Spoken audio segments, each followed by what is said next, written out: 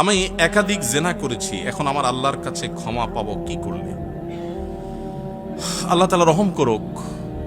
অনেক ভাইরা আছেন বিভিন্ন পাপে লিপ্ত হওয়ার পর শয়তান তাদেরকে এত বেশি ভয় দেখায়, অতিরিক্ত ভয় দেখায়। ভয় যতটুকু আল্লাহকে পাওয়া দরকার তার চাইতে বেশি যদি পায় তাহলে বুঝতে হবে শয়তানে দেখাচ্ছে। ওটা কে দেখাচ্ছে? শয়তান দেখাচ্ছে। আপনি কোনো গুনাহে লিপ্ত হয়েছেন, যে কোনো গুনাহ, পৃথিবীতে এমন কোনো পাপ নাই যেটা মাপ চাইলে মাপ হয় না। এমন কোনো পাপ, এমনকি শিরকও নাই। শিরকের গুনাহ যদি করার পরে মাপ চায়, তওবা করে, মাপ হবে না? হবে না? তওবা ছাড়া মারা গেলে মাফ করবেন, এটা ভিন্ন বিষয়, কিন্তু তওবা করলে সেটাও মাফ হবে।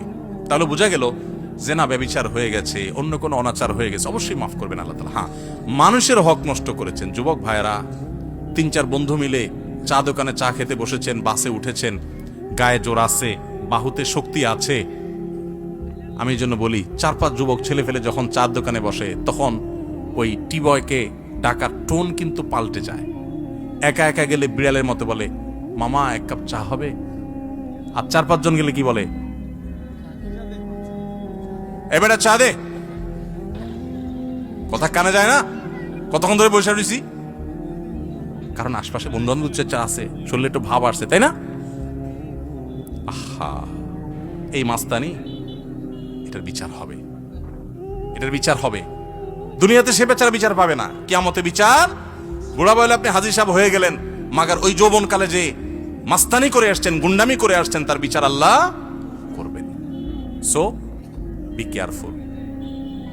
এই যৌবনকে পাগলামি করে নষ্ট করবেন না, ঠিক আছে তো? ইনশাআল্লাহ যে কোনো অন্যায় করে আল্লাহ কাছে মাফ চাইলে মাফ করবেন, কিন্তু মানুষকে ওই যে ধাক্কা দিয়েছেন, গালি দিয়েছেন, অধিকার নষ্ট করেছেন, হক মেরেছেন, এগুলো কিন্তু আল্লাহ মাফ করবেন না, সাবধান। এই জন্য নবী করিম সাল্লাল্লাহু আলাইহি ওয়াসাল্লাম বলেছেন, সেদিন আসার আগে মাফ চেয়ে নাও, যেদিন কেউ কাউকে ছাড় দিবে না, কেউ কাউকে ছাড় দিবে না। গালি দিয়েছেন, রিকশাওয়ালা ভাড়া দেন নাই, চুন থেকে নুন খসছে, কথা থেকে কথা বাড়ছে, তর্ক হয়ে গেছে, যাবেটা দিলাম না, কি করতে পারবি কর, চলে আসছেন। এটার ছাড় কিয়ামতের দিন হবে না। নবী সাল্লাল্লাহু আলাইহি ওয়াসাল্লাম বলেছেন, দুনিয়া থাকতে এগুলা মিটমাট করো, এই মামলা নিষ্পত্তি করো, তার হাত পায়ে ধরে মাপ চেয়ে এটাকে শেষ করে যাও। কিয়ামতের ময়দানে কেউ কাউকে ছাড়বে না। অন্য কোনো অন্যায় করেছেন, জেনা হয়ে গেছে, আল্লাহর কাছে মাপ চাইছেন, তওবা করছেন, লজ্জিত হয়েছেন, আর কখনো করেন না, ফিরে আসছেন, ইনশাআল্লাহ মাফ করবেন আল্লাহ তাআলা। আল্লাহ বলেছেন, লা তাকনাতু মির রাহমাতিল্লাহ, আল্লাহর রহমত থেকে নিরাশ হইও না।